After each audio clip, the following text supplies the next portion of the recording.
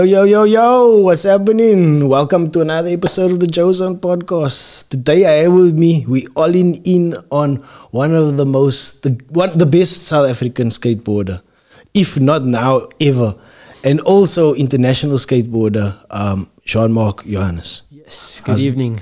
Good evening, buddy. How's it going? I'm good, thank you, and yourself? I'm lekker. So we had a chat before this, and you gave me so much information, and we hope we can give some of that information to the audience here tonight. Yes. But I like to start it off in the beginning. You started skateboarding when you were 11. Yes. You got your mom's skateboard or something like that. Your mom and your dad's skateboard, huh? That's correct. Yes. No, it was. I saw it when I was 10 years old, and I really, watched it for some time, and watched kids do it, and really only kind of built up the courage to ask one of the kids, hey, can I try your board or something? Okay. When I was 11, and I got into it immediately, and I just thought, wow, this is something I want to do. You gravitated to it off immediately. So did you play soccer, or you good at other sports as well, or what? I tried it all. But you weren't good at it, or what? I couldn't. I tried everything. At the time, I was obviously recovering, a lot, being back and forth in hospitals. Why were you in hospital? I was born chronic asthmatic. Okay. And it was tough, really, really tough. A lot of, nights spent in hospitals, back and forth. Made it very difficult to, number one, try to do sport. Yeah. And number two, obviously, through all of that, you also lose a little bit of, I would say, confidence. There's a lot of other things that happen. So when I saw skateboarding, it looked very different. And when I got into skateboarding, it felt different as opposed to everything else. Yeah. It just felt, it gave me this limitless feeling that I never thought, I didn't know I was looking for that. I didn't know it all. So it's quite weird that you say something that you spent a lot of time in the hospital. Like one of the other guests that we had on Eugene or Plasnar, also known as, he also spent a lot of time in the hospital while he was young. Okay. And you always hear the stories about like when kids grow up in the hospital, like, and then later on in their life I don't know, because of that, They want to excel so much. Yes. Are you familiar with that story? Definitely. I think it's, if I think back, to that time, and just from my experience, what I felt, what I was feeling, I was in a place where I was, as a person, almost giving up, almost just giving in to what life is now. As a kid, when you were a kid? Yeah. At what age was that like? Between, I would say, from what my recollection would probably be like, from 6 years old to when it became a very serious. Yeah. 6 to 9 years old. Yeah. And 10 years old, 11 years old. It was. So you felt like almost like helpless. It just felt like this was it. This was just life. For me, this is how it was going to be, because it just was like that for so long, and you don't know anything else. You don't feel. You try other things, but you don't know. Maybe this weekend you're gonna be back there or whatever. You don't know when it's gonna happen again. So definitely that was a stage where I just felt I was kind of just giving into whatever life was at that time. And you later became healthy as you grew older and stuff like that. But you still felt, would you still have asthma attacks as you get? Definitely. I felt it, through high school. I felt it, there was so many times. But I think that I was starting to manage, because there came a time where all the equipment could come home with me. Okay. And I didn't have to stay over at hospital. I could actually, come home from wherever, and then come home from school, and I could be on the equipment at home. Okay. And it was different. I did prefer, being at home. Yeah. Who wants to stay overnight in the hospital, especially as a kid? Exactly. It's helpless feeling. Definitely. So tell me, when you started doing, when you started skateboarding, that was 11, right? And like 11, 12, 13, was that level of being active helping the asthma or hindering it? It was helping it because I could do it at my own pace. Okay. That was the So difference. if you felt like exhausted, you just take it easy. Yeah, I could stop, and it was, I could do things in the comfort of my own home as well. You know, I was in the backyard by myself for the longest time, and that helped me get through things. I would try something, leave it for a bit, come back later, try something. Yeah. Always, if we were playing a team sport, you sort of had to be there all the time, and it's not as easy to achieve that when you were when it's a single sport. It's a little bit easier, definitely, to manage. And I could discover myself better as well in that time by doing that. I think, you know, the one thing that, if I can think back, that was difficult was not just trying to find myself in what I'm doing right now, or just, you know, explore this skateboarding, what I just found. Yeah. But there's also there's the mental aspect. In the household, when I was coming home, I was seeing trophies, and my entire family are athletes, and then there's me. Sick kid. That believed that everything, all these trophies, all these things, is just probably not, you know, what you're gonna be doing. Tell me about those trophies. Your mom was an athlete. Was your mom an athlete? Yes. So what did South she African champion ballroom dancing. Sure. And your dad? My dad, I see, he used to play soccer here and there, and then he's also a popular jazz musician as well, the Philadelphia Rhythms. Okay. Cool. So music was in the family as well for some time. Talented individuals. And tell me about your granddad. You said on one of our podcasts or somewhere that he's a boxer. Yes, boxer. Was he a professional boxer? Yes, he was. Him and his brother. So they had their own club. You know, it was, they did well for themselves. And obviously, again, you know, this is just, there was a family of athletes, and I couldn't do any of these sports, or, you know, I couldn't do anything. Even though I tried, you know, my sister at school was running track. You know, she was super, super athletic.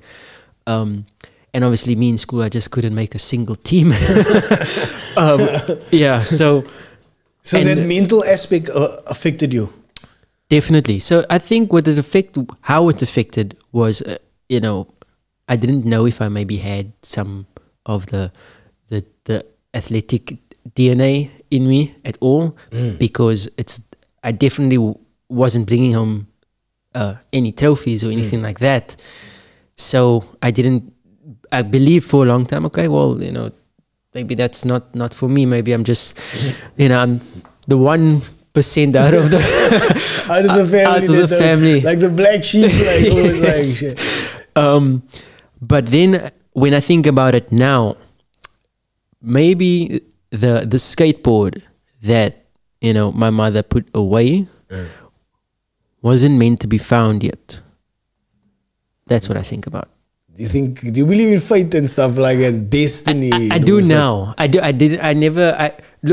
wasn't very, you know, superstitious or anything like that, but there's been just too many things that, like that, if I think back now and think of, you know, when she stopped skateboarding, why wasn't that board put away or thrown away or something given like away that? or sold? It carried on and just ended up in the house and moved around until the one person in the family that was not meant to be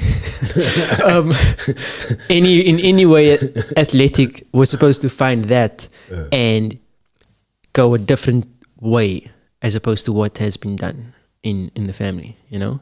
And it's crazy, you become the most popular athlete out of them all. You know, I really didn't think that anything like this was going to happen, you know. But now when I think about it, I mean, all the, you know, the circles that everybody knows, like, you know, with the skateboarders that everybody, how they know each other and how they know my family and things like that. And they'll ask, you know, do you know this one? You know, how's this one doing? it actually comes full circle again. You know, from me knowing everybody in the family and who knows who, and then knowing that there was this outside circle, you know, everyone that was involved in hip hop or some way in the culture, in the broader, definitely. That there was this other side that I thought it was just, you know, this way, and there was nothing else. And then when I found skateboarding, like I said, it gave me this limitless feeling. I can't explain it in words, but it almost felt like there was some kind of fire burning. When you obviously first picked up that skateboard, first I want to talk about that skateboard before I talk about you picking up the skateboard. I think in objects there can be energy. Yes. Right? Like I firmly believe in this walls of the studio. We've done so much good podcasting and so much good vibes in here that these good vibes in the walls. And maybe there was one time where somebody threw the headphones at this bad. But besides that, it was like a lot of good vibes in here, right? So I believe there's a good energy in here. And maybe in that skateboard there was like it's an object, but can it hold energy or positivity or something? I don't know, you know what I mean? Definitely, I believe that. I believe that, you know, when the skateboard was used, I think, you know, whenever you're in an environment of skateboarders, you know, at a skate spot or the skate park, whatever, there's this level of, there's just this energy that you can't explain. And that board was used in that type of energy, you know, in that situation in somewhere or other, and then it was put away. And you know, a skateboard is actually energy if you think about it, because it's a moving thing. Anything that moves, definitely. It's energy in motion. Energy in motion. Yeah, definitely. Yeah, crazy. Eh? I believe that. Full circle again. Exactly.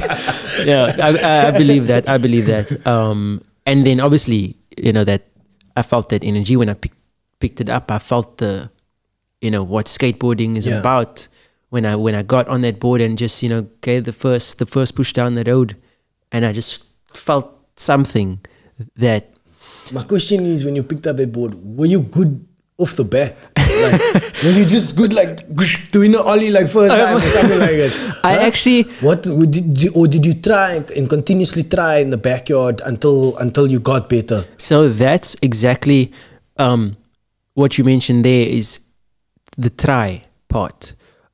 So what skateboarding gave me, I think you know, everybody has it, and you find a platform or something that brings the best out of you. And skateboarding taught me a lesson. So when I found skateboarding, I didn't know what was what. I didn't know what an ollie was. I didn't know what a kickflip was, or to be completely honest, I didn't really care. I was just on a board and I was just enjoying myself, and I didn't know what tricks names were. The only thing that I was feeling and what I was enjoying was this feeling of getting back up again. I was feeling strength for the first time. Internally, I was feeling strength for the first time. Confidence. Yes. That's confidence building. And back, like I understand. There was nowhere else I was finding this. Every day I came home, this was the only place I could go to where I would find this. The only thing that was bringing that out of me, and I kept going back. And the more you invested, the more it kept giving back to you. So definitely. So the more I was trying new things and doing this and doing that, it hurt, definitely. But I kept coming back. I kept getting back up. And I wasn't doing that a couple of months ago. And you keep getting better. And I kept getting better as a person, as a skateboarder. I kept coming back.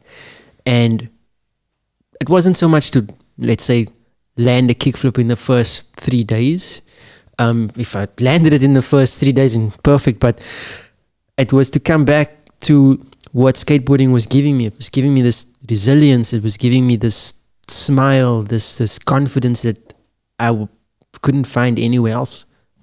It's crazy that you said that. It's like, and analogy that it has, like you fall down and you get back up again. Literally, so it's for life, like, right? You keep falling. It's not how many times you fall; it's how many times you get back up. Right? Exactly. And you know, the one thing that what I can say is that, as much as it hurt to fall off the board, you know, nothing was more painful than the months before I found skateboarding. That's for sure. So what I was feeling now wasn't pain. Actually, it was it was the complete opposite. You know, it was enjoyment to you know, to learn something, to feel, you know, this limitless feeling that I've never thought I'd feel. Yeah, it's crazy to talk about that. It's like I think a lot about myself also as a young boy, and I was also quite skinny and like insecure about myself. And I think about like the fact that like I almost like had this anxiety. You know what I mean? This constant anxiety because I was scared of the world and what it's going to do to me. You know what I mean? Are you familiar with the feeling? Definitely. And it sounds like up until you got, and when you got that skateboard, almost like that anxiety was released. Like, definitely. You know what I mean? It's for crazy. Sure.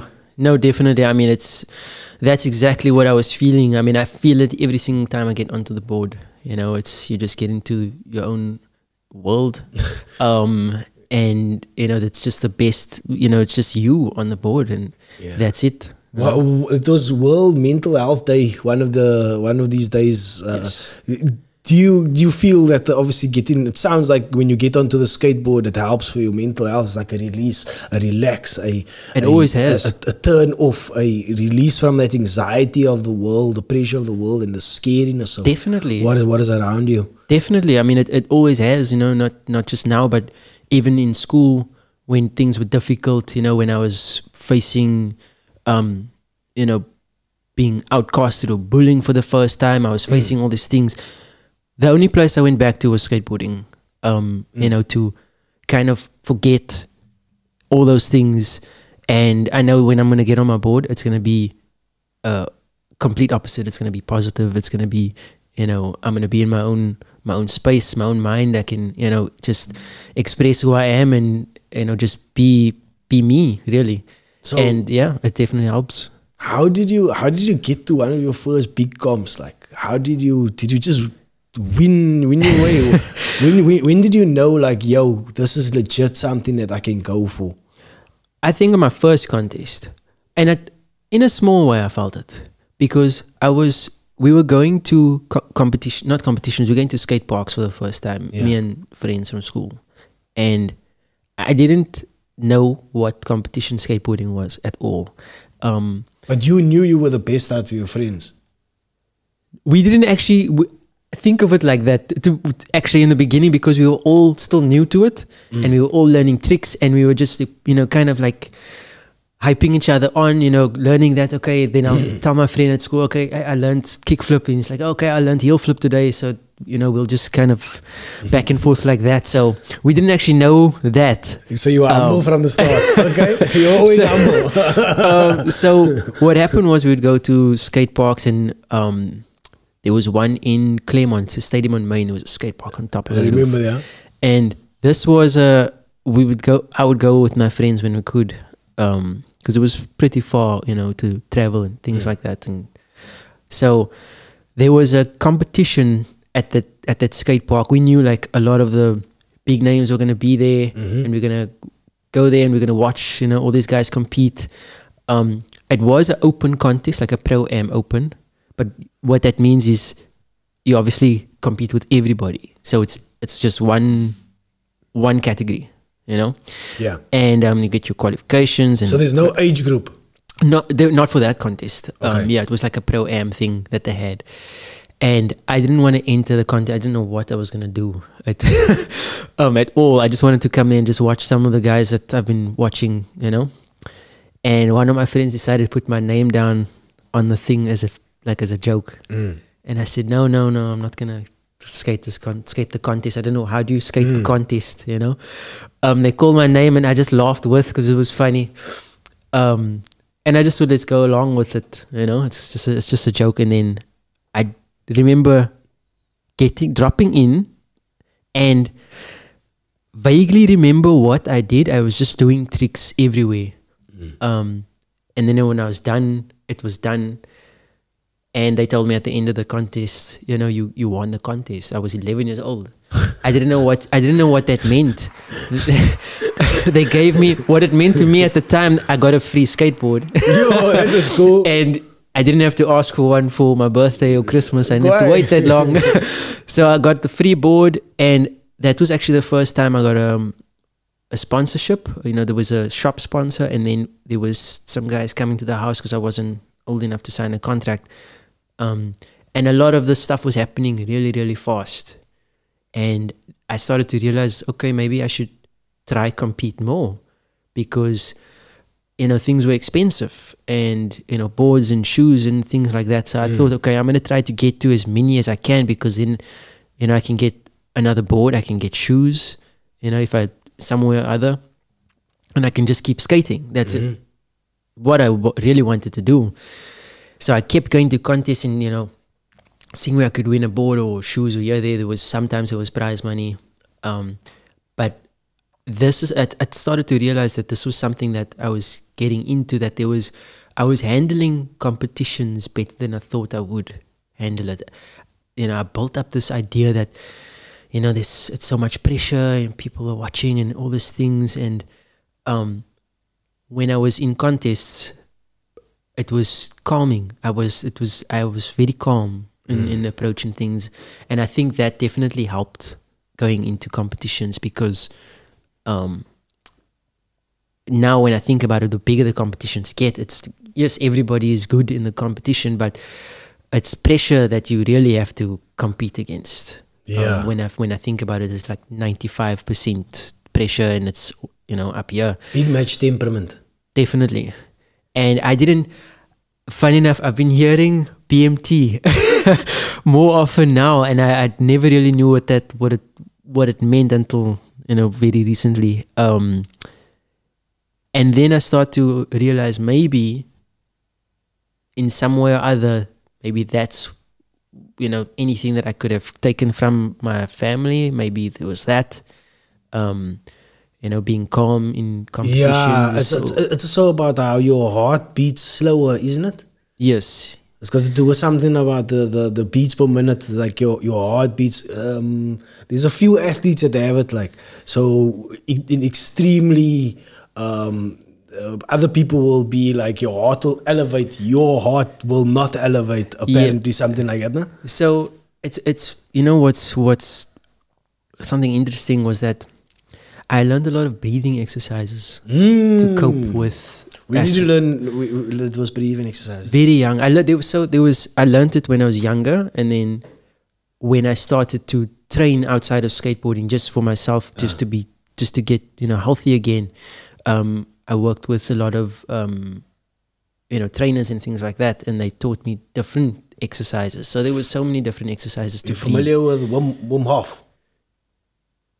Wim Hof. No. Wim Hof. Wim Hof. Yes. Wim Hof. Yes. Why is I Wim? Wim Hof. Okay. He's also the breathing guy, Yes. the cold and that stuff. Yeah. Like that. So what I'm imagining is like these breathing exercises are similar to, it's like you take in more oxygen and you release less oxygen, so to over oxygen, something like that. Putting more oxygen inside your body or something like that. Yes. So there was ways. I mean, you it's all trial and error. It really is all trial and error. I mean, you find everybody's body's different. Exactly, and I had to find out what works for me also. Yeah. Over time, obviously, like anything else. So there were certain things that I found that worked, and it's definitely helped. Over time, you see the benefits of things, like something like that, like breathing exercises. It's not a overnight thing, or it's not gonna. So you developed this over years? Over years, yes. I mean, and it has almost become like part of your... Yeah, it has definitely become part of me. I mean, I don't forget to do it before, a week before, 2 weeks before, to start getting my body and mind into a certain level. But I think it definitely has helped play a big part, even from a young age, definitely. So I suffer from cramp. Like I cramp up severely. I used to do. I used to cycle a lot, and I cramp up severely. Okay. And there was this one year, right, where I took a lot of supplements that put a lot of oxygen inside my body, and that year I did extremely well. Okay. And I didn't cramp up at all. Okay. But anyway, it's just something that I know about, because I'm a shitty athlete and I can be a good athlete as well. You know what I mean? Yes. If you don't train or don't do certain things and you don't put the certain supplements in your body, there's certain things that will happen, the cramping, and you will not be able to finish. And then if you put in all the right stuff, put in the good petrol, you will obviously, you talking about this on a totally different level to what where I am, but I understand the concepts of it, and what you're talking about. That's also important, because I had to, and I had to be very disciplined at a young age, because I realized that I couldn't, do what I wanted to and live how I wanted to. So you couldn't do the bad stuff you couldn't neglect your body the way that maybe I do sometimes, because that would put you at a very bad deficit. Definitely. Like alcohol, smoking, all those things type of like this, it's, things you get into, you have to realize how it's gonna, affect you. And obviously, when you're younger, you get into things, you're just enjoying life. But I actually started training like many years ago when I was much younger. I just wanted to be just healthier, just as a person. And it's just like a choice I've made. So what does your training entail? Because you're not gonna, I don't imagine you pushing weights or anything like that. Not as much. Up doing bench press and like not as much squatting here. Because what I would imagine is if you picked up weight, that it would affect your balance and stuff like that. Definitely, a lot. Definitely. So I actually started at the Sports Science Institute. So we trained there for a year and a half, I would say. I was working with the trainer there, and that basically just built my foundation. Just because I wasn't. What is your foundation? Balance or? So it's core. Mainly core. Everything. Okay. Yeah, and obviously endurance. Endurance as well. So endurance as well. So you don't get tired when you do it. So you can execute perfect at the end as you do in the beginning. Definitely. So, and obviously, with that comes the pressure. So I mean, you have to. What I wanted to do was be as fit as possible. Not just when it counts, but also in training. If I can only train for 20 minutes, what am I going to get out of that? Or I can only skate for like 30 minutes, and then So how long does your skate sessions go on for? Like it's training session going for very, very long. So now it's a bit different. I'll always go for a session with my friends, whatever. But if I'm skating like for a competition or something, then I'll say, for example, I'll go skate for 4 hours or 3 to 4 hours just on one, and dedicated to skating. To what the goal is. If it's the trick that I'm trying to learn or anything like that, then that is 3 hours, 4 hours is gonna go into that. And you mentioned you also work with a trainer. So on that day, do you also work with a trainer? So in the morning you work with a trainer, and then afterwards, how does it work? So in the mornings I'll be with a trainer. It will be maybe 6 a.m. It'll work for maybe about an hour or so. Just core. So it'll be a lot of different stuff. It will be core. It will be endurance. Okay, there will be some strength training, definitely, because just to keep the balance. What I did find before, that I could keep up with the time. I could keep up with getting around the park for the contest, but I just found I didn't have like the strength I was looking for when I'm jumping downstairs and things like that. So the power. So the power behind it, and to skate bigger stuff. Okay. Now I can feel it. I'm jumping down much bigger stuff than I was jumping down. Only because I have that. I can feel that strength behind me to like get up and do it 10 times over, jump down, like 10 stairs, whatever. Especially in contests, the obstacles are bigger than ever. So, if you practicing and you're jumping down, then you have to compete. Your body still needs to be the exact same. Yeah, I understand. Your legs still have to have the same strength, or try to have the same strength you had.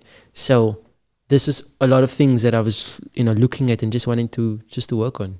Yeah, so it's a lot of obviously core and legs. You pumping up your legs. I don't imagine you going getting all beef down there. Like so. I don't think so. So do you also have to then maintain, watch what you eat, like? Yes, definitely. And that's been I would actually say that's the hardest part. Because you have to maintain a certain weight for constantly. You can't become heavier or lighter because then it's going to affect your move, I'm guessing. And also I think it's just not getting into bad habits like that, you know? Just being disciplined to, what you're eating, when you're skating or you're training is actually going to benefit you and it's actually going to do good for you than the opposite, maybe not just the day you're doing it, but the day before, the week before. I always go leading up to if I'm training, like tomorrow I'm training, I will drink more water throughout that week just to stay completely hydrated as best as possible just for that hour, and not just drink water when I'm doing the training. Yeah, I should. The discipline, I don't have that discipline. I really should, because that's just a part of cramping, not getting enough, being hydrated enough. Exactly. I should be more disciplined. I think is it easy to be disciplined, a disciplined athlete, eat when you must, take your drink when you water when you must and stuff like that? Or?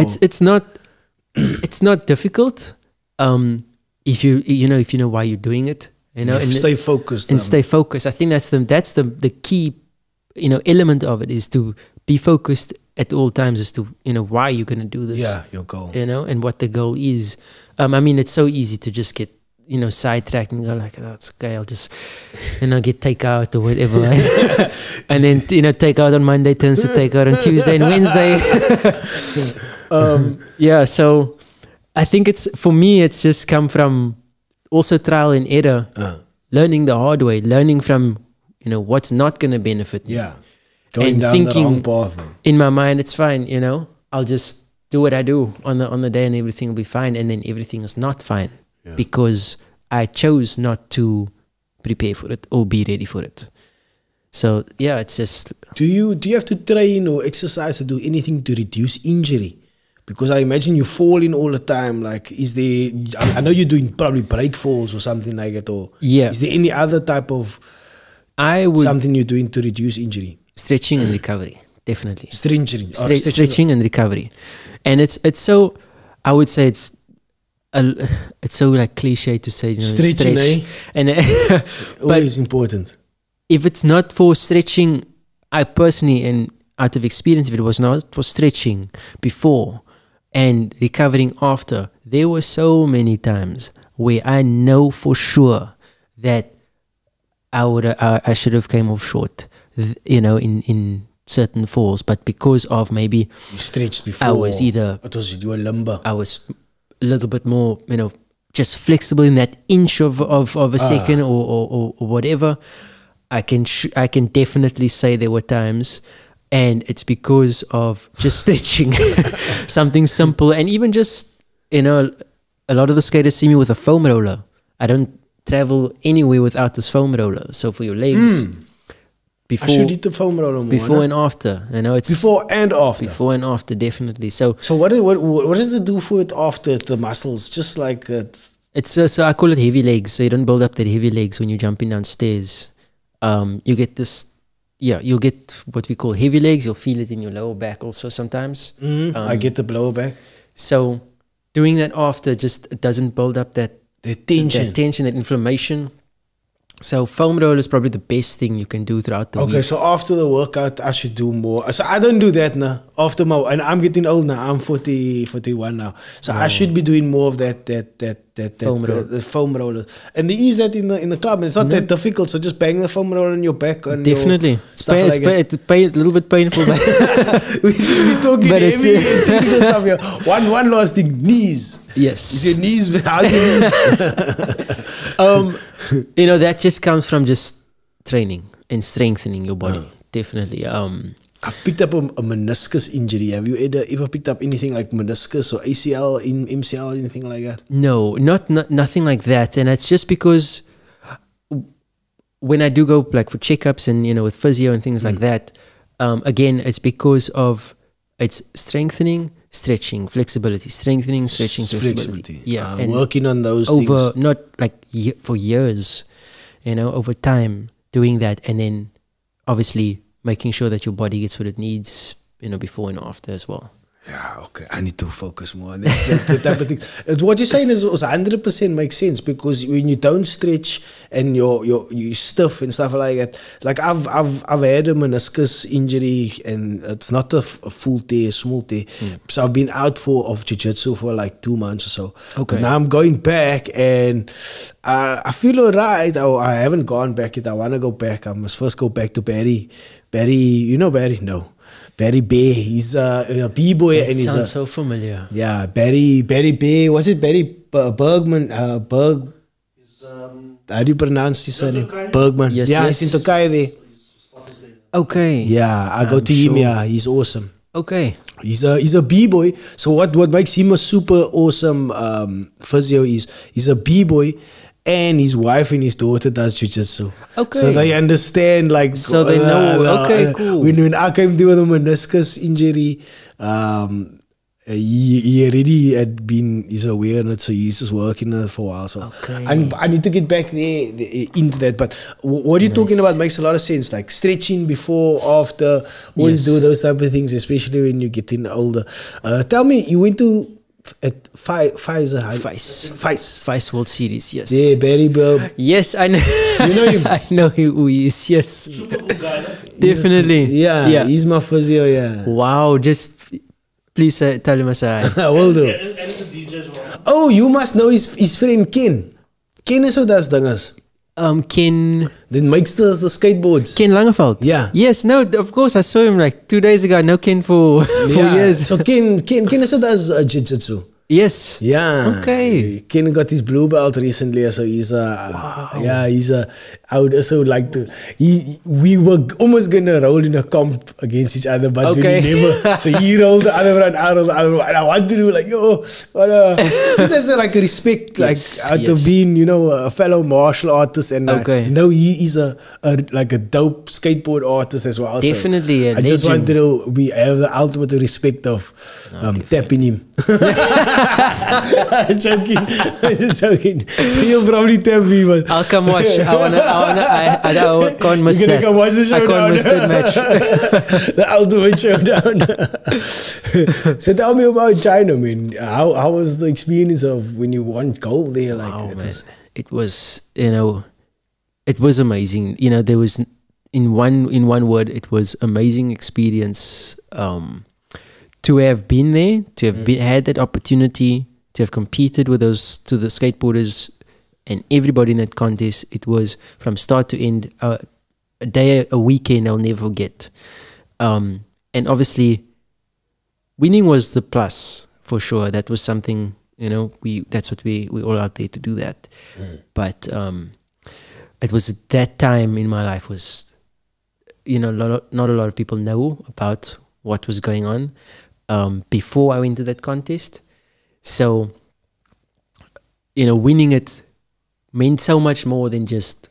Did you have to qualify for the contest? Yes. So there was a video qualification. Okay. And then I got through with that. And then on the day, you still have to, even though you've got through, you still have to compete through qualies and then semis and then finals with everybody else. So I went there, and then on the first day we do qualifications. You get like 2 days practice or something. And then qualifications.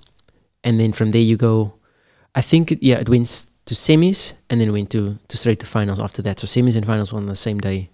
Sure. So qualification came and I qualified first. And although that just gets you into semis, it was something that it made me realize, you know, wait a minute, you know, this is different. I've never been able to do that. So you qualified out of all the 24 other, how many more people were there? In that contest, there was at least I would say 30.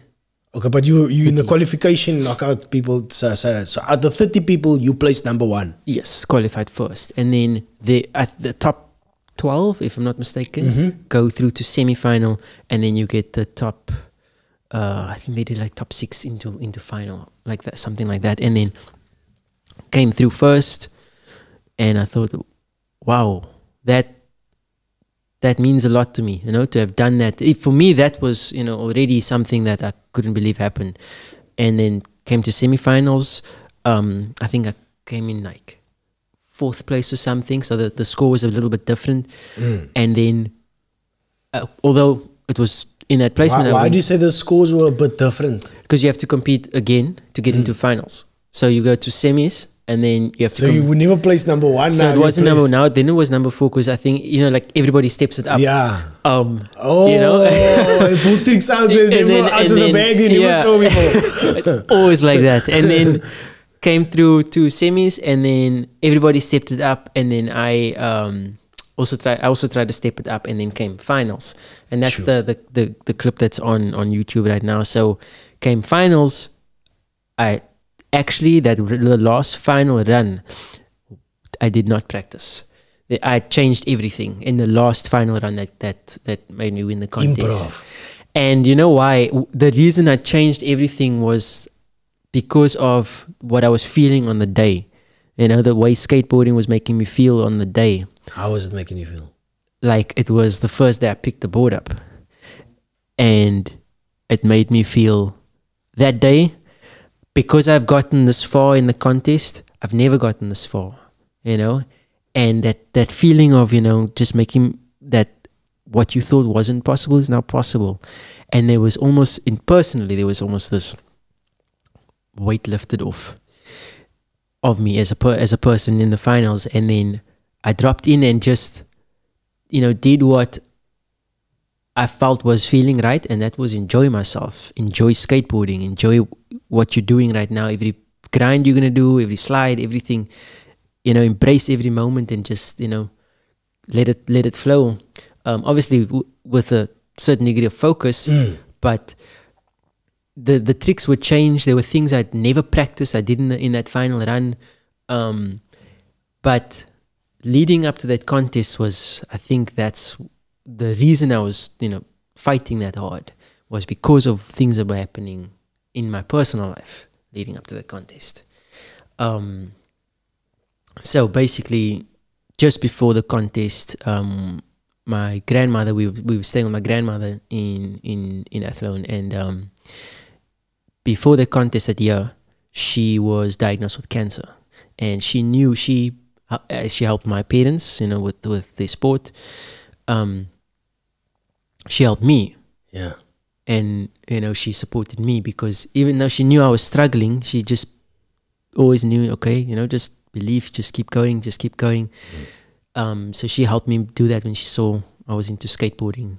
She just supported it. So, as she did for my parents. So when I told her I got this opportunity to go, she obviously said, no, you have to go. But obviously I didn't want to now, because things were different. Life is different now. What if I go and, she's gone while I'm gone or something, all these things you start to think of. So I actually wasn't going to go to the contest. And then we had a long talk, like 2 days talking about this. And she obviously insisted, you need to go to this competition. This is a dream. And I said, okay, I'll go. You asking me to go, you want me to go, I'll go. Right before that, she passes away. Before the competition. And then I thought to myself, okay, there's a choice now. And in my mind, there is no other choice other than going to that contest. She believed in it more than I did. Yeah. And I went to the contest, and came qualification day, and I wasn't really talking much. Came semi-final, wasn't really talking much, and came finals. Then that happened, and when I think back, I was holding the medal. I remember running back to the room where I was staying, and just thinking, is this real? Is this actually happening? um, and I just thought to my, all I could think of was, all that times where she was telling me to believe in this. Yeah. I believed it wasn't going to happen. And then that was the moment that I believed that, there's nothing that is impossible. Really. This is the moment, because I was literally told how to do it. Bruh, sometimes I think we live in a simulation.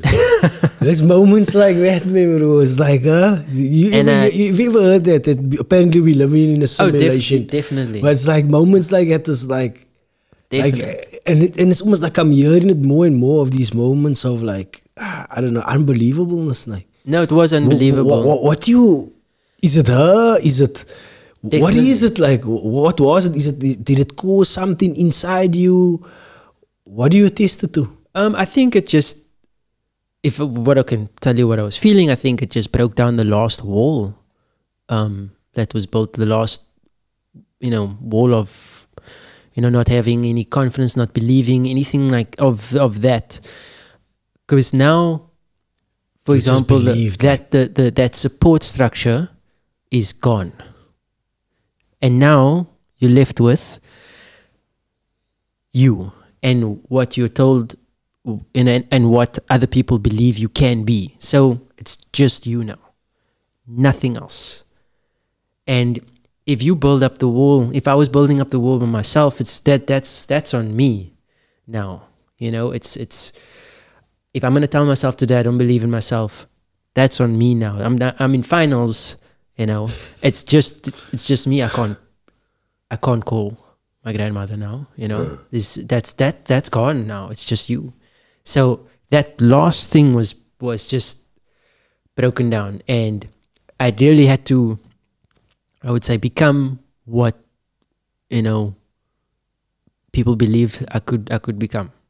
This is called the joeZONE. It's like, I believe that people go into a zone, into a, I don't know, they call it like the special, I believe athletes, musicians, a number of people, they go into the state of comedians when they're killing on stage. It's like this zone. I don't know what it's called. But you seem like you were in the zone. And I'll never forget the moment. I'll never forget how to get into the zone, because it was so... Do you know how to get in there? Yes. Every time, yes, definitely. Is it a place you can put yourself like mentally like? I think it's like it's a definitely mental state where you don't hear anything, you don't see anything, it's just super focused. That's what I can feel. Everything else is just blur. It's a complete blur. And the only other time I felt it other than that day was when I was 11 years old at that contest. That's the only other time I felt it. The two distinct times where it was the first time. Now I can go there. Because instead of it, I would say, controlling me, and I don't know what this is, I don't know how to think, I don't know how to act, I don't know what to do. Instead of that, now I'm learning about it, learning about it in myself, knowing what it is, and knowing when to be there, when to get in that state of mind and things like that. So instead of it, me not knowing, I forgot my run when I was 11. I don't know what I was doing. I don't know what I was doing at the contest at Feist. Now I know what to do every time, and not just in skateboarding, but there's other times where you need to go there as well, when it's in studies, things like that, when you really need to get there. Can you achieve that through in other places like studies as well? Definitely. There was, I would say excelling more now academically than I was in school, definitely. And now, obviously completed in my qualification in sports management, and now I'm studying BCom in marketing management. And I'm excelling more now in that, in academics than ever. I struggle with that. I struggle to be super focused academically. Like there is levels that I can get myself to because obviously I have a job. I'm a graphic designer, and the more I progress in my career, the more I'm gonna need to be academically strong. So that I can need to, so you go through levels of being a graphic designer. You start off a junior graphic designer, then you leave to a midweight, then you come to a senior graphic designer, then you become an art director, then you become a creative director. So I'm in between an art director now, and the transition that I need to make into becoming an art director is you need to be super academic as well. It's also part of the like administrative as well. You know what I mean? That side of the job needs to become. You need to become so good at it, like tracking budgets and all those type of things. Right. But I struggle to, so I can focus in my art, but when it's shifting it to that administrative study type of role, I struggle. Yes. So how do you shift it?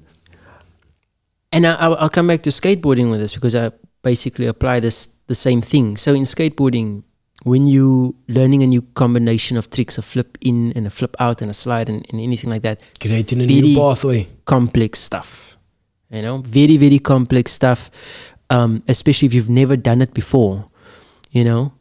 How do you learn it right now in 10 minutes? Something that you just imagined it. The one thing that I do is I know what the goal is. The goal is to do this combination, right? That's what I have control of. I can name what the combination is. I can say it.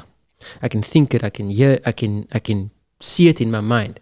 The one thing I don't have control over is the process that I'm going to go through to get there.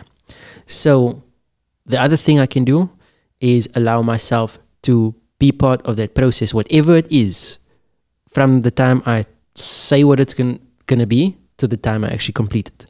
So it's going to be easy. Okay, I said it. You know, trick name. I start flipping in. Now I have to slide. Now it's going to get difficult. Then I'm going to slide. I'm going to land 1 or 2 sketchy ones here or there. Now 3 of them I'm going to get away with. Out of 50 of them I'm going to try. But I keep going because it's the process. So eventually the 3 that you landed turns to 5. The 5 turns to 10. The 10 turns to 20 times, and eventually you can do this 50 times over. Not just this trick, but tomorrow you're gonna name a new trick. You're gonna do the exact same process, nothing different. You're just gonna allow yourself to be part of the process. It's a perfect thought process, I must say, bro.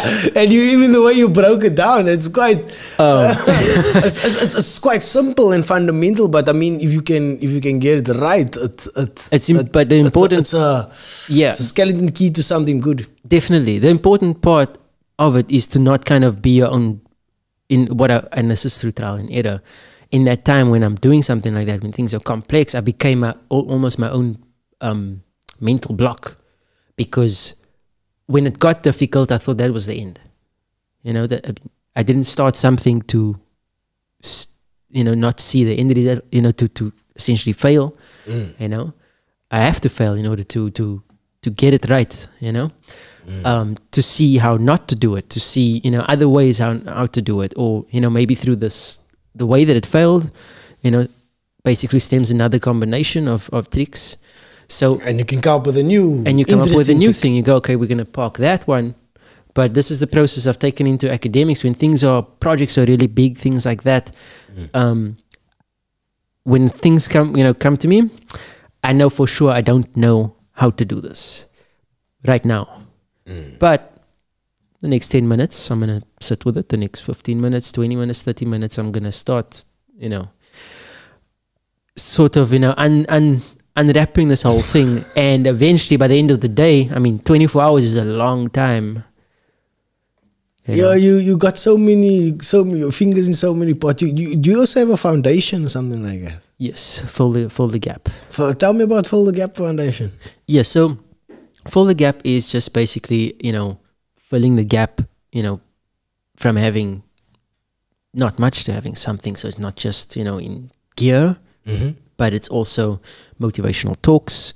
It's things like that. So I've been visiting a lot of schools this year, and obviously skate parks in, you know, different areas as well. Certain events. We were actually in Balha about a couple of weeks ago, doing an event out there. Just How's it working with the kids like? it's amazing. It's amazing. Sure, so much talent. Really, really so much talent. And it was nice to see it.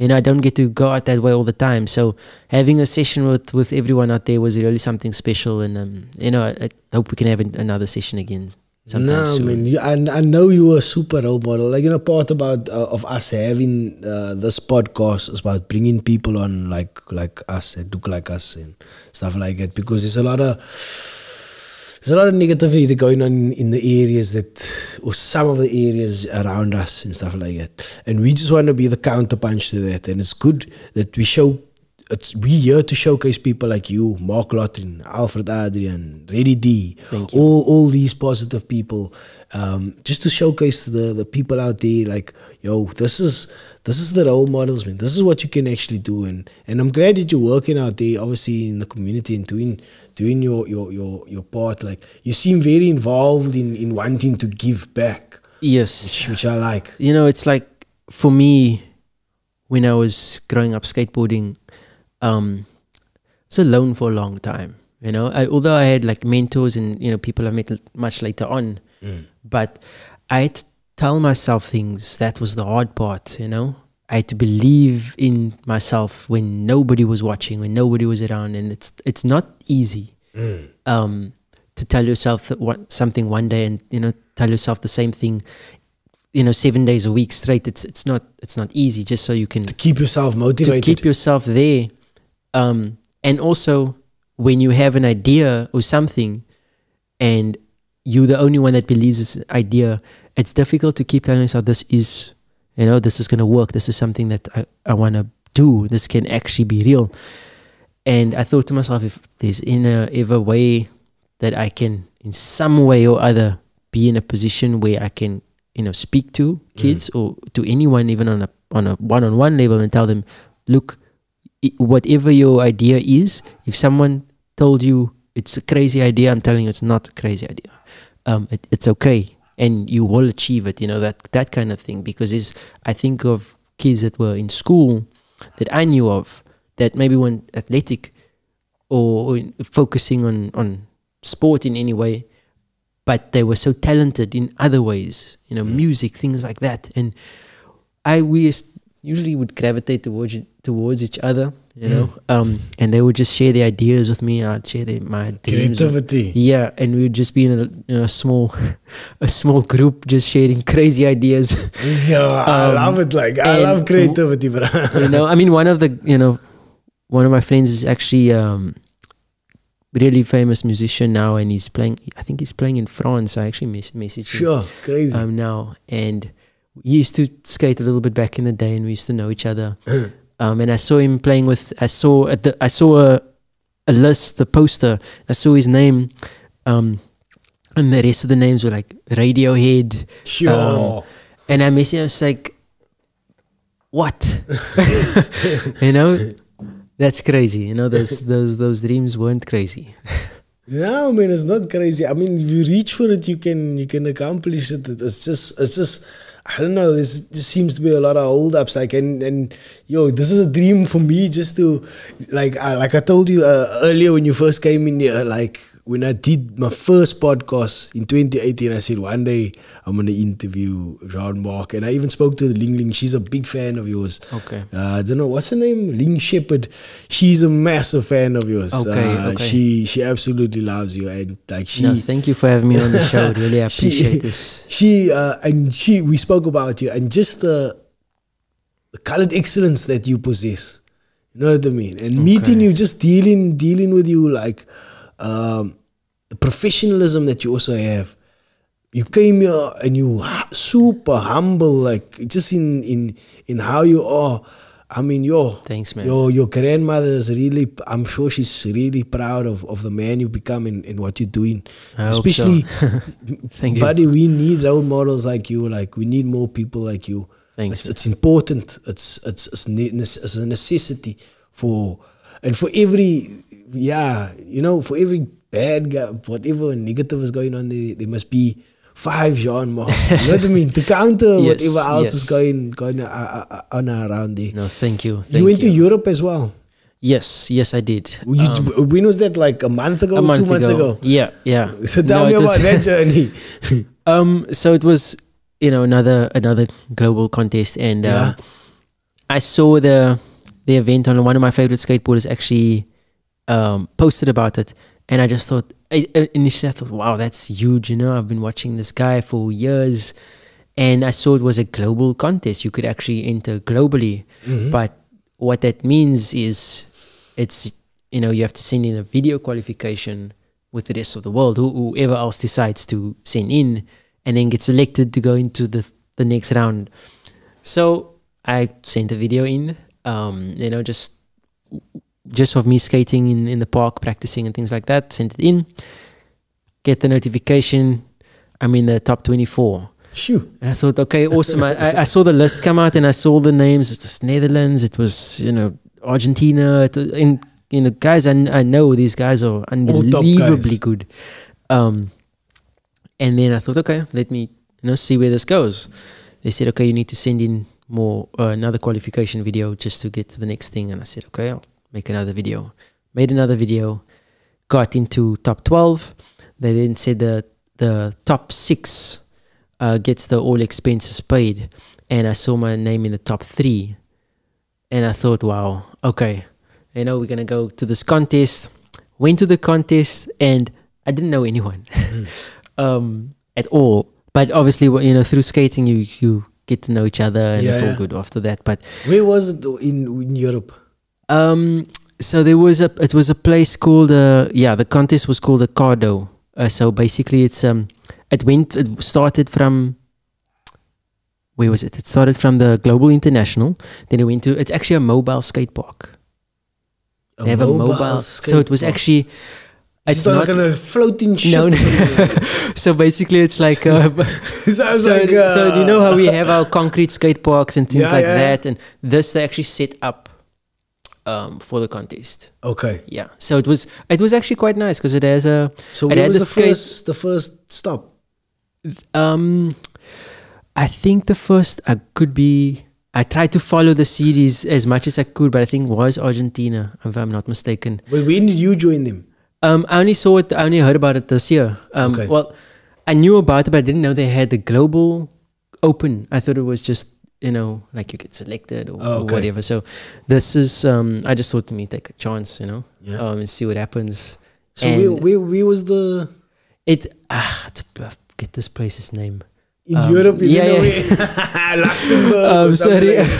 Okay. So basically it was a mobile park, like move around park. Yeah. You could they had like the setup. It was a mix, a little bit of street and park, which was actually really cool. I actually enjoy park setups like that.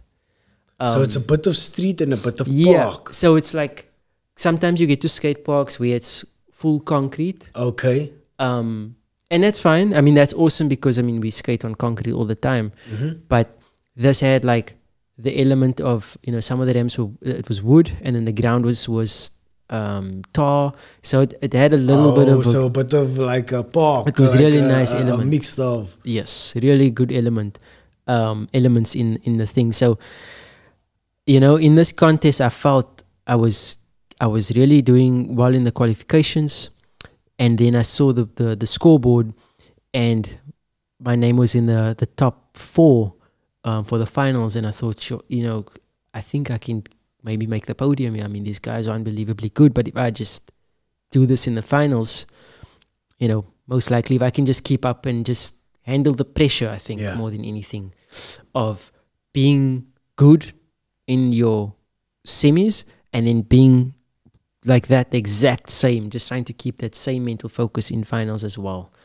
And thankfully I did that. I mean, it was on my last trick, I just closed my face because it was my last attempt, and I didn't do this trick throughout the entire day. And I thought, if I'm gonna do it, I'm gonna throw it all down in the finals. So if you landed, you landed. If you fail, you fail. It's it's the last one, and I just thought, let me get into the zone. And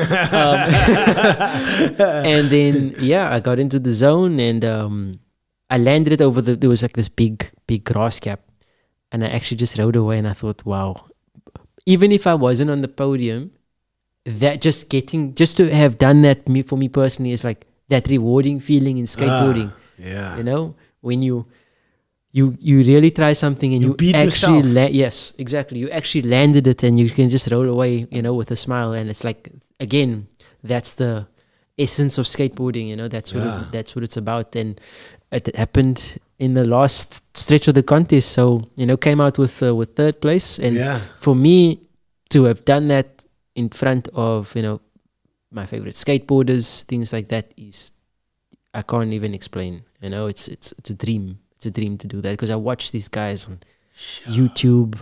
You know, I've had this guy's videos, you know, saved to my phone in high school. So you rank in the world? You get different world rankings. So you get like World Series rankings. You get so as the as the year goes by. So in Montpellier in France, towards the beginning of the year, I was there for the World Series and also made the podium out there. And that was with another guy. His name is Julian. Unbelievably good skateboarder. He actually went on to win another contest called Simple Session, and it's like legendary contest as well. So this was the first time that I got the podium in that World Series. Yeah. So it's also a FICE contest, but it's actually, I think it's their biggest one. Out of their series is the Montpellier, France, if I'm not mistaken. So that's like the final. Apex, the apex part of, you know, of everything leading up to that, like. Because I mean, the crowd, it was undoubtedly. What is the crowd like? How many people? There were thousands of people. It was packed. It was and the nice thing was, it was skateboarding, anyway, BMX, everything. It had everything you could think of, competitions, you know, and it was really nice to see not just skateboarding, but to watch, you know, seeing BMX and at that level, I definitely, I feel I chose the right thing. I don't see myself doing that. From that, like. Absolutely not. I mean, that's on a whole different level. Definitely. Much respect to everyone doing that. Now I'm in there. But I mean, I can't do what you do. Like, I look at some of the flips and the things, and I'm like, yo, how does this bra even get that airborne? And like, yes, yo, it's like, it's crazy. It's nuts. It's like you think it's far from you to get to. It's exactly what everybody else is looking at you thinking, hey, how is he doing that? Like, what is he doing? Like, how does his feet move so fast? Like, huh? I believe that. No, definitely. I mean, yeah, I mean, when I see even vert skateboarders, you know, the park skateboarders, everyone that's doing that, it's insane. You know, it's the height that they get, the speed that they go. I've seen you get quite high in some of the stuff. But I think you should see park skateboarding. You should see the ones that go like up like that, right? But you've gone like, which is even more scary for me. Okay, let's go. That one, okay, that had a little bit of fear. A little bit. So this was an idea I had in high school. You had an idea in high school, and it was a crazy idea. We weren't going to go that big, actually. So basically, what it was going to be at the ground. I just wanted to, you know, skate 2 containers, and then what happened on the day was we lifted it up a couple of meters. And then I felt this feeling, and then I just said, let's just go to the highest. And we took it up like 3 stories. And the gap was like almost 4 meters. It was quite a gap. What did you do this with the Red Bull? Yes. So basically they were part of the project. And then the photographer that shot that took this, Craig Koleski. We were shooting like quite some time throughout that year before that, and he kind of knew, like he knew when to get the shots. You know, he's amazing photographer as well. So I did it. I had to do it in like 2 tries, because number one, you don't want the the actual idea to build up in your head of how high you are and what's going to happen when you fall. So they did ask if you want like protective gear or like this harness or something like that, and I actually didn't want that. This is gonna probably cause more shit in. there was that element, but I just thought, if I do that, I'm gonna give myself this option to fall, and I don't want to experience that. I didn't come here today to fall, and I thought I remember being in the back. This is nuts. I remember being in the back and looking at it and realizing after I just told them I don't want any type of help or anything, and just staring at it for a bit and just getting myself into the zone, and just realizing that everything is off now. You know, it's all you. You made sure that this moment is all you. I did the ollie, but I had to actually just do it once or twice because the containers were swaying. It was moving. Because of the Bruh, what are you talking? Why are you doing this? I felt on the first one, because of the impact that and I felt a moving container in the sky. I could feel the thing do that a bit, and it was. I know exactly what you mean. Yeah, and I thought, that's not good. We're gonna do it. Then I climbed back over, and then I did it once more, and it felt more, and I said, "Done, we're done." If I checked with Craig, he got the shot. He did it once, and I think he got the shot the first time, and then I did it again. Just in case, like. And then I actually, the first one, you know what happened? I actually didn't get it because I misjudged the runway before the gap, and I ran too much before the actual ollie. So my setup time to get back on the board and ollie was I didn't judge it properly. You know, I had to get my feet in position and then jump. So what happened was misjudgment, and the board, the trucks actually dipped off the edge of the container, but the speed I was going at still just kind of carried me. Yeah, and I thought that can't happen. So you again. didn't. No, and that can't happen again. So you just. Oh no! Bruh. But it's you kind of at that point you have to face. But then you knew how to take. You need to take a better run up, basically. Definitely, and I realized that I'm actually this is one of those things you're facing. You took off every kind of thing that could like possibly, protect you now, and you're also facing actual fear head on. This is it, the word right now. And there's just you can go down, you can not do this at all. But I actually wanted to face it head on. So you mastering yourself.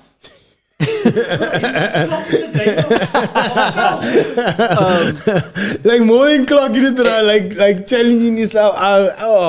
I wouldn't do that, bruh. But anyway, so was the top of the stuff? What type of surface was it? Like it was wood. Yeah, no, it was wood. But you obviously knew it wasn't like a slippery. You had to know the substrate. Yeah. Or how long to take you. So that's what I misjudged was how slippery it would be.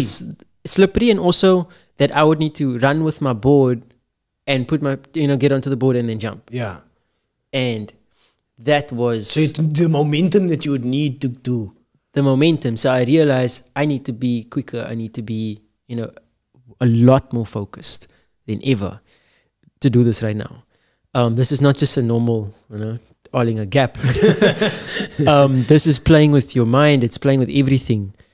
And yeah, I just had to kind of get into a different level there. Yes, bro. Not only a skateboarding, you also flipping David Blaine or Fear Factor. I don't know what else you do. Yeah. Who edits your videos that you do?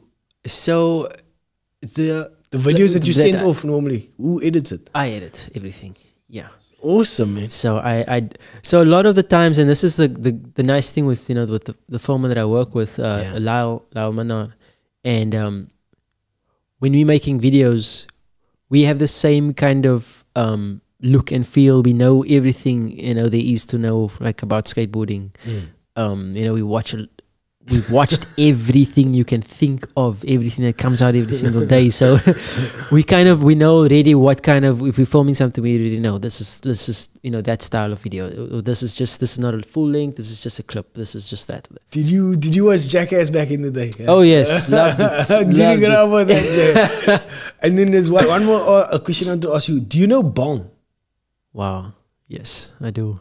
He mentor of mine, and Is he a mentor? Well, he obviously, it's a bit sad of his, it's passing. Yeah, it's Rest in peace. Yeah, that was tragic. I still to this day still look at messages.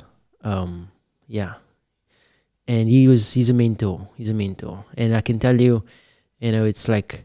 Have you got a story about him? Just the first time meeting him, I think. First time meeting him. But when I saw him, I didn't know what to say. I was starstruck. He's starstruck.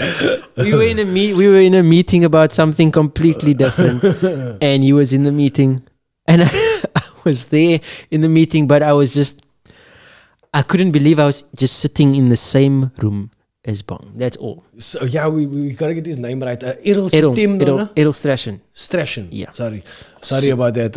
Errol Strashen. Yeah. Yeah. Rest in peace. Maybe I can tell you a story. So when I was a kid, like this is in the 90s, bruh. He was like, I mean, he was probably in his prime. Like so, in the 90s, I used to live in Retreat, right, by Sesame. Okay. Sesame Estate. We used to walk from there, right? Like, and then they used to say, "Yay, Bong is gonna be by the Grassy Park Library." Yeah. So we used to walk from Princess Valley, basically from Princess Valley, all the way up 4th Avenue. Yay, because we must be there, my bro. Bong is gonna be there by Civic Center. Then they not by Civic Center. Is it the Civic Center? Grassy Park Library, or is it Civic Center? It's basically the same area. It's next to each other, but Grassburg Library Civic Center. There's like there's other rails and all that type of stuff. Then he's there, bruh. Him and his chummies, then they doing their tricks. Then everybody just like lamming like they in Grassy Park. Like, is he from Grassy Park? I think so, yeah. From Lotus River or Grassy Park? It is this area because Emil Jansen, he actually told me like, you know, that is like in the 90s also. So in the 90s, yeah. I never met him. I just said, you know that? Yeah. And he told me it's like, whatever.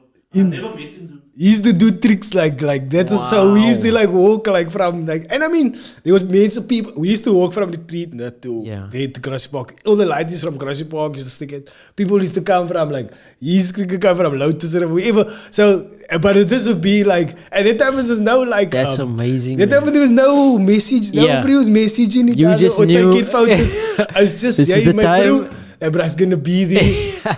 You must be there, like, and sometimes you come there and you wait and he's not there, like, he's sick of somewhere with his person. But you wait, he's gonna come, bruh. He's gonna come, but then he never comes. Sure. Anyway, it's a crazy story, like. That's crazy. There was the time that I met him, I knew who he was, but the one thing not a lot of people know was at where I was staying, with my parents.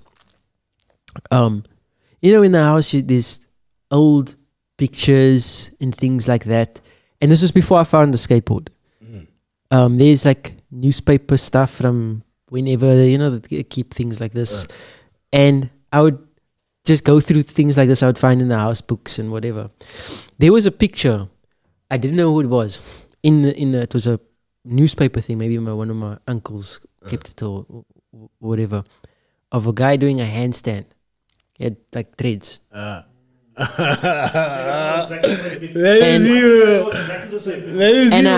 This picture, dreads, cowboys, yes, like a manga, like going on the board, like then you stick out like. This picture was in my household.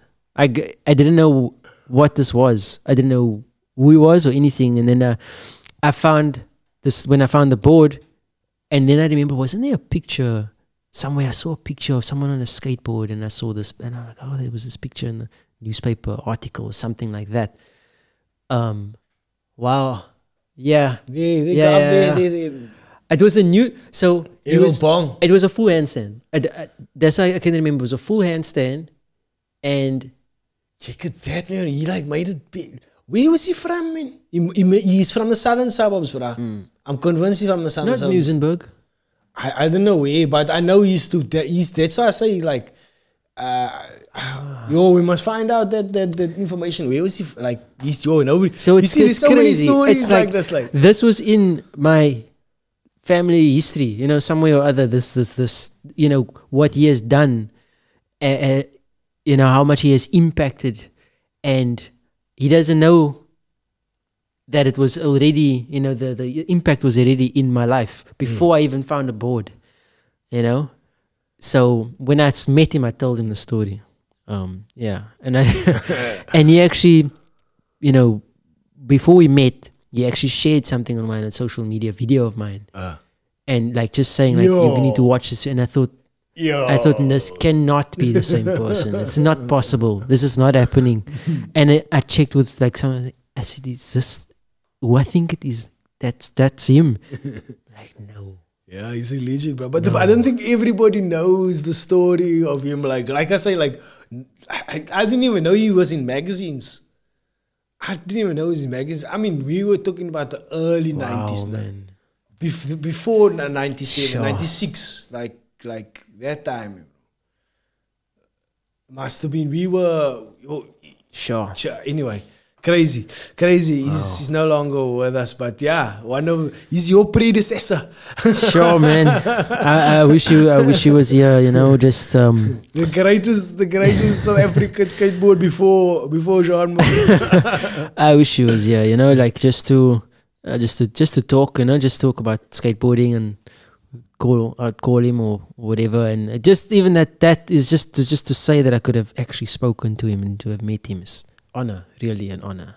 Nah, that's cool, man. Yeah, really. Really. And there's many skaters like him, you know, that I can think of that really to this day, like it's still, when I meet them, it's still like, I'm actually greeting this person right now. There's skaters like Amin Gray, Wandile Zulu, Donovan Wintonburn, Craig Pike, there's all these skateboarders, Alamarola, Christy Vian, you know, William Twala, all these guys that have made the benchmark, you know, like Bong.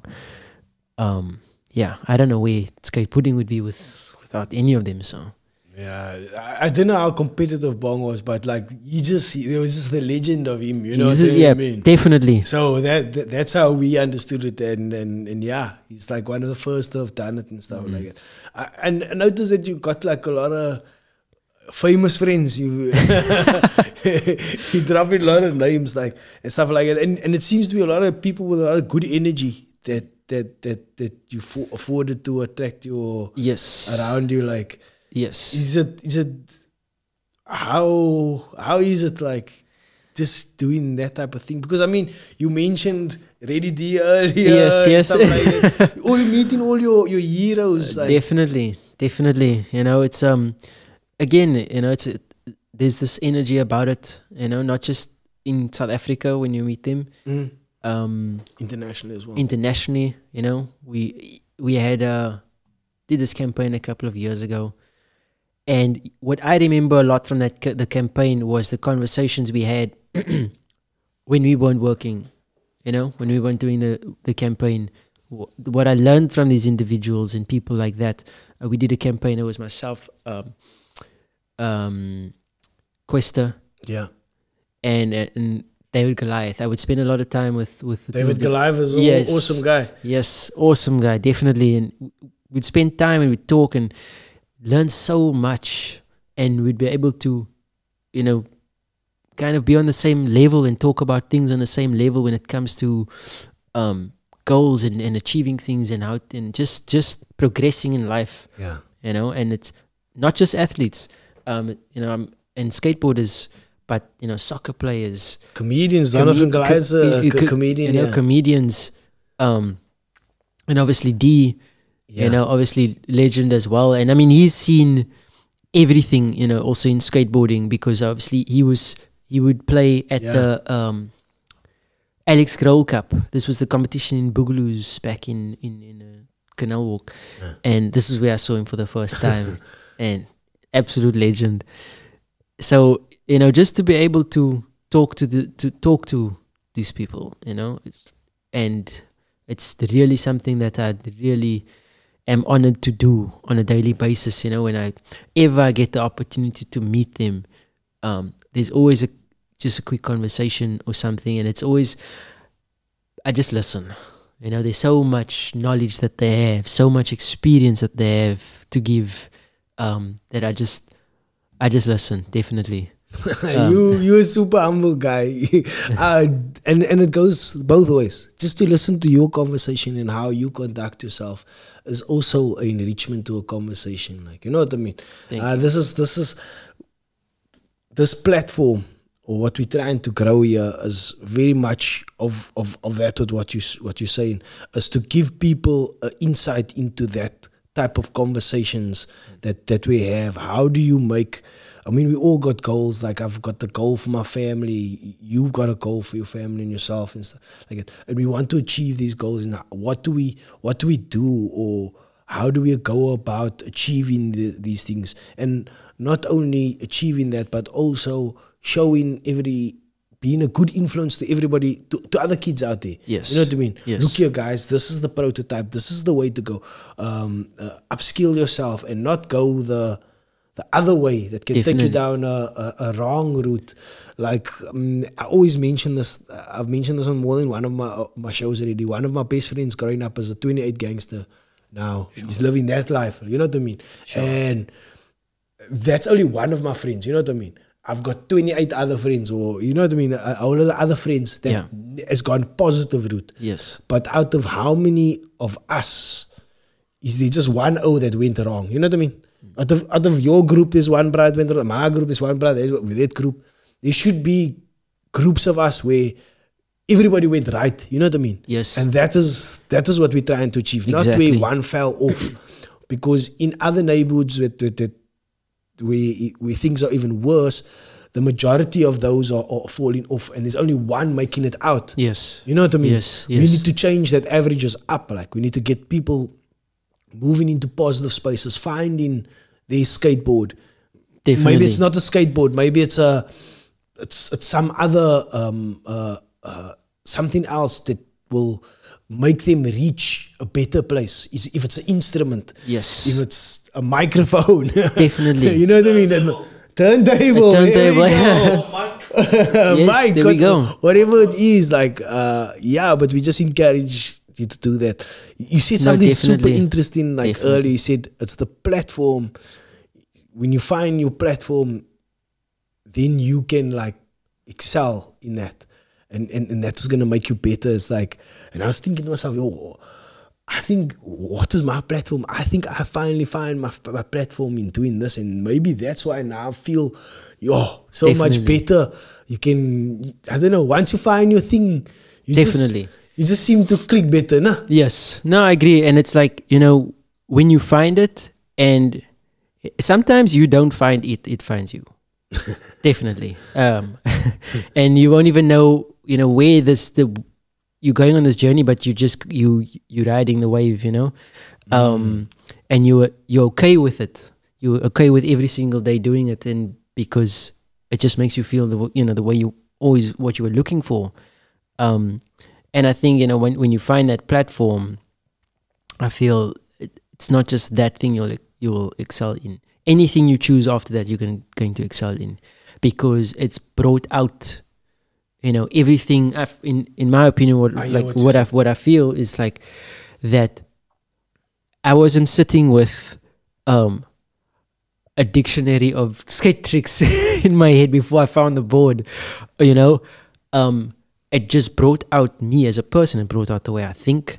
It brought out my ambition, my determination, everything like that. Brought out the best in you. Exactly.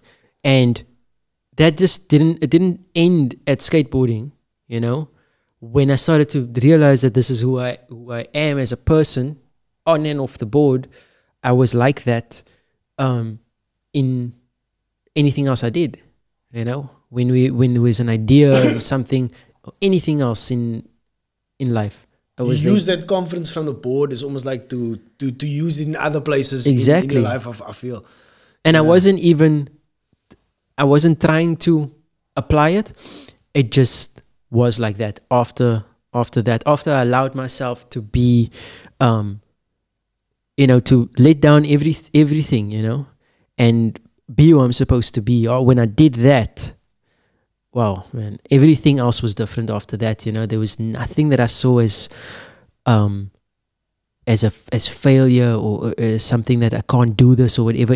Look, things were tough. There were tough times, definitely, but I always saw it as an opportunity after that. Whenever I get knocked down in some way or other, be it verbally, be it in school, be it whatever, I saw it as an opportunity to be stronger the next time it happens, and that all came from me finding a platform to kind of practice it. Awesome, man. This is one last thing I just want to say about that. It's like, I think you're lucky to have found your platform at 10 or 11 years old. You know what I mean? Because a lot of people don't find their platform till later in life. But I don't think, I'm 40, now I've found my platform maybe 4 or 5 years ago. But I don't think you must give up. Never give up searching for for your thing. Like, Nantel's a little bit older than me, but he's gone through a whole lot of other things, and now he's finally running his own podcast. What do you call this? Podcast network. That's amazing. And it's like, you know what I mean? You had to go through all of the other shit at working for government radio stations, but now he's reached that. And I think it's a story in all of us, man. Sometimes you might not eat it young. Maybe some people get it at 5 years old. Yes. Maybe some people get it at 11 years old. Exactly. Maybe you find it at 20, even 40, 50, who cares? But don't stop pursuing that. Don't stop looking for it. Exactly. Don't stop looking for it, because once you find that thing, you can use that and cover a lot of other. Definitely. And that's something I've also, one thing I can speak about now that I didn't understand when I was younger. I used to look at TV. I used to look at this Guinness Book of Records, things like this, things that looked impossible. Yeah. And I always used to ask myself, how? How do you not do what he's doing, but how do you do something impossible? How did he do that? And he has proof that he did it. He has a book like this thick of everyone else doing it. How are they doing that? And then for example, when I got gold at the Vice World Series, and I held it, and I thought to myself, okay, it wasn't about, for me personally, it wasn't about the medal, was it? It was about learning that lesson of how. And then I thought to myself, well, can't I just recreate everything I just went through? What I just put myself through, mentally, physically, everything. Can't I just do that every time I find something impossible? Difficult. Find is I've heard about this. What if put yourself in a difficult situation all the time, making yourself the student. Yes. So go back to being a white belt all the time. So if you excel at one thing, do something totally different that you are not good at. I've heard this concept before as well. Yeah. And I thought, and it hit me like a ton of bricks, because it was like something I've asked myself for, and I think all my friends, everything, when we would watch skate videos, things like that, we'd just ask how do you do this? And we don't have an answer. Because I don't think there was there was one set answer as to, okay, that's how you do it, and that's it. It's your process of how you're gonna do it. It's everybody was different, and how I was gonna get there was maybe different to how someone else was gonna get there. But I had to allow myself and make sure that I do whatever it takes in my journey to get there. And it's often the journey, not the reward, they say. It always is. I mean, when there's some people I speak to, and they'll speak about, I just want to get here. And then, and then you know, then I'm like, and then. But once you get there, then you're gonna be bored. You're gonna be like, nah, I'm bored now. What gonna do? Yeah, yeah. And I just thought, you know, just definitely, you know, get there, but you know, mark that off and then continue. And then somebody actually asked me, and then where do I go? I said, I actually shared who knows? I shared a TikTok thing in the week about Adam Shaw, what's that comedian? Anyway, he says dream big, man. Yeah. Says, I know so you do. he says that a lot of comics says, I just want to make a living, and it says that is just exactly what you're gonna do. Yeah. You're gonna make a living. Big. Tell the universe I want to flip and achieve. I want to be a media mogul through podcasting. Yeah. It seems unattainable, but the fuck it, I'm gonna go for it. Yeah. You know what I'm saying? Yeah. Yeah. No, I agree. You know, if I think about it now, you know, the first time I picked up a Guinness Book of Records was in primary school. It was like I said earlier, it was a difficult time. Yeah. And I was looking at all this end results of things that were achieved that seemed impossible, you know. And although I was looking at it, it was like a seed was planted in a way, where I was started to ask myself this question as to how. What do you have in the Guinness Book of Records? So I recently broke 2 more records for skateboarding.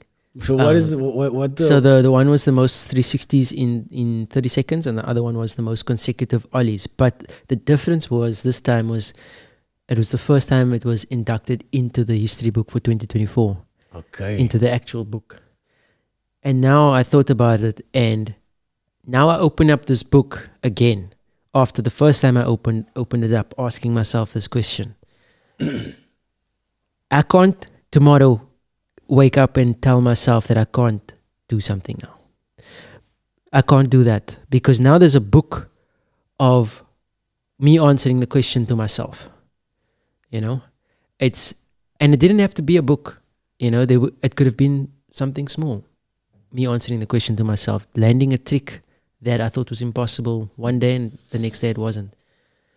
And I think back at it now, I'm going to take one of these books back to my old primary school library and put it back. And so the journey starts again. Crazy, but this time was a lot different. So because then this time there's a representation, brother. Representation is important. Yes, definitely. No, I thought about it, and I thought, you know, if another, you know, kid my age who picks up the book and reads the story of the same kid that picked up this book, not knowing how you're ever going to get here, and now reading the story that you actually did in the exact same chair in the exact same place. You know, I don't think I can. Check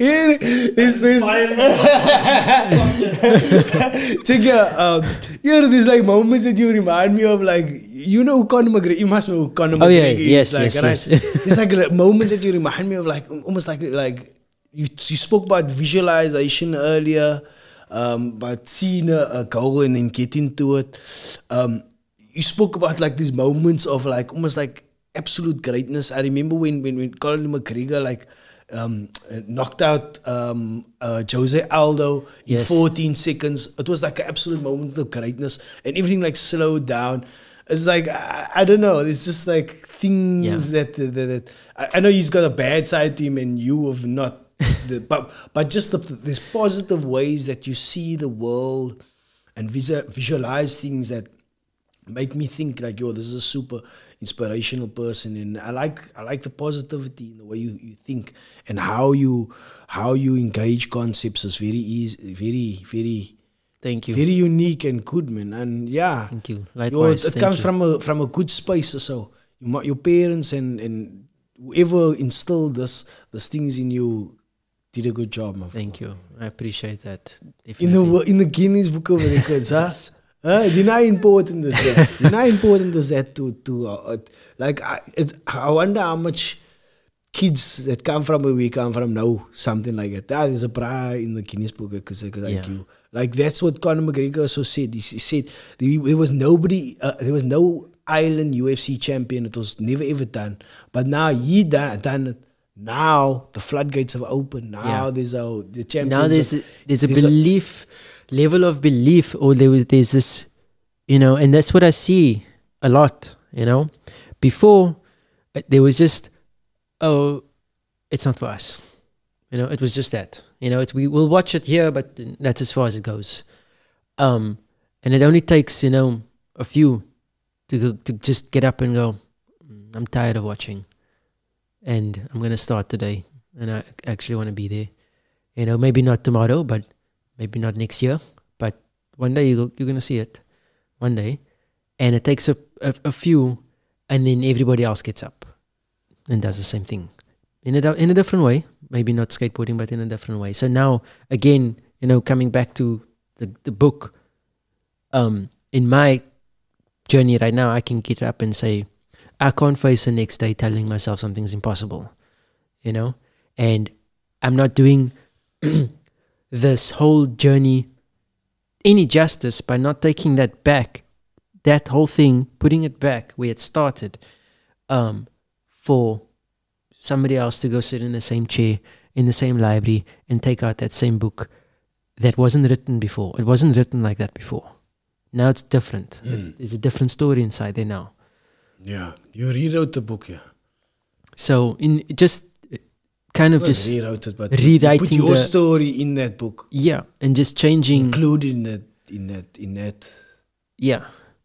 So that's the way I see it, and that's the way I kind of want to give back in that way. I absolutely love it, bruh. I absolutely love it. Like, yeah, I can't. I feel I feel like a lot of people, a lot of people with talents, and things like that, should, in their best efforts, of course, try to do that. Maybe someone that was already skateboarding just needed to read that. Yeah. Crazy thing is that nowadays kids don't read books. They watch podcasts. Yes. so and now they'll know that the book is. And we live in our mark this way. Yes. I think with podcasts, like, so we've recorded, like I mentioned to you, all the people that we've recorded with us here, and it's like, it's been phenomenal. Like, yes, just meeting, sharing these conversations, doing this, like, and bruh, I'm telling you, and the more I do this, the more people I meet like you, the more I believe that we are on the right path. Definitely. Like, I know there's a lot of negativity going on there, and there's actually somebody that I'm wanting to. There's a concept. This guy is called Steven Pinker, right? He wrote this book. I haven't read the book yet, but I want to get into it. So this concept is where he believes that we are living in the best time possible. So there's always this think or this concept that things are getting worse. There's more violence, etc., etc. But in actual fact, it's not so. This time is the least violence. There's the he goes through a whole list of things. I don't know how true his things is, but I mean, if you look at, you don't want to be living in the Roman days because there's no washing taps and stuff like that. People were dying from that. Nowadays we got dentists. Even if we look within our own country, you don't want to. I could never buy a house where I bought a house now, like, or if I was living 40 years ago or 50 years ago. You know what I mean? Yeah. It's a whole different ball game. So I don't know. I believe if we constantly try to do better, yes, we will do better Definitely. For our kids. Like, definitely, and I feel the same. It's, and with the podcast as well. It's like it's the platform you were saying. Yeah. And it's how we impact the world in our way, and obviously throughout the journey, definitely. And I believe wholeheartedly, definitely, we're going to do this. If you believe it, I know it's sorted. Whatever he believes happens. Like you like got the magic pen. Like I would, yeah. I think it's important just because we do it we come from from the right place for what's right, for for what's for the better tomorrow, for everything like that, to help others, and through that, that's how we will go forward. I don't think we should change anything, because if like I said, there's always the option, there's always there's choices, and the way we push it is got us to this day, and for us to be talking right now. Yeah. And it's only going to go up from here, definitely. Ryan, did you notice that some people come in at the right time? I don't think if he had been one of your first guests, I don't think it would have had the same energy as what this podcast is now. Because I don't know, man. It just, for me, sometimes when I have a conversation, it just like, what's this guy here? Like, what?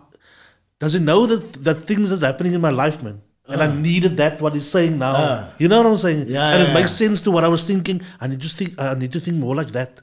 And now I get this. You know what I'm saying? I hear what you're saying. Just for things me, that he's and I touched on it earlier. It's like the way in which he's putting concepts together, and the way he's like, it's almost like it, but not really, because. Yeah, I think it's different when it comes from somebody that has achieved it, man. There we go. Because I can tell you, now, dude, I can build this house. Yeah. All you do is the brick, one on top of each other. Until a bricklayer tells you, dude, this is how you do it, man. Yeah, that's early in the morning. So it has more gravitas, you know what I'm saying? It does have more gravitas. You're right. You're 100% right. It's spot on. But it's just like the way that you put the concepts together in which you're going to achieve a goal. I think that is awesome. Thank you. Yeah, thank you. If anybody can take anything from it, I learn. I'm probably going to listen to this podcast again tomorrow, because I must take it in a few times. But anyway, and that's the cool thing about podcasts. You can watch them over and over again. It's not just once off on the TV. Like, remember when you used to watch soap operas or back in the day? And just you can't go back. And whoever's listening, that's why it's better for advertisers as well, for products. Right. Because your name will be on the product forever. So rather put your money in podcasting. Then later. He's trying to sell anytime. Sponsor us, bitches. Jean Marc, it's been lovely. It's been awesome chatting to you, man. You are flipping. Very inspirational, and I can't wait to chat to you again in the next two years or whenever. Can we just acknowledge the viewers? Yeah, Nesli, thanks for watching. Nesli's a big fan of yours, another fan of yours. Okay. Hello, Nesli. We have another one here. Oh, Pang. Oh, how's Pang doing? Pang Kid. I don't know if that's a real person. Is Pang Kid a real person? Lee, October evening, he needs to write a book, please. Shout out to Ryan Bell. Shout out to Ryan Bell. Yes, how's it going, Ryan? Man. I've heard that one before. I will look into it. But for now, there's a full documentary coming out. It's called The Kid from Athlone. Liquor. Yes, and there'll be something after that as well. But so we've been working. Is it on Netflix? When's it gonna be we've been working. We've been working. Why, I mean, A Kid from Athlone? We're going to be here about it soon. I'll send you everything, all the links and all. Okay, now we have another podcast. So we got another podcast coming up. Now we advertise it. we always welcome our guests back, and we covered a lot today, but we can still cover a whole lot of other stuff, you and I. Perfect. But sure, brah. Awesome podcast. Thanks for coming on. Thank you so much for this opportunity. Keep doing dope things, man. And spread your wings. If you must go do things somewhere else because of whatever, do it, brah. Thank you. I appreciate that. Thank you so much for this opportunity, and for your inspiration as well. Really, I appreciate it. Thank you. Yo, thank you for your time. I don't know if I'm much inspirational, but yeah, short, guys. Thank you. Please like, share, subscribe to everybody watching. Peace. We out.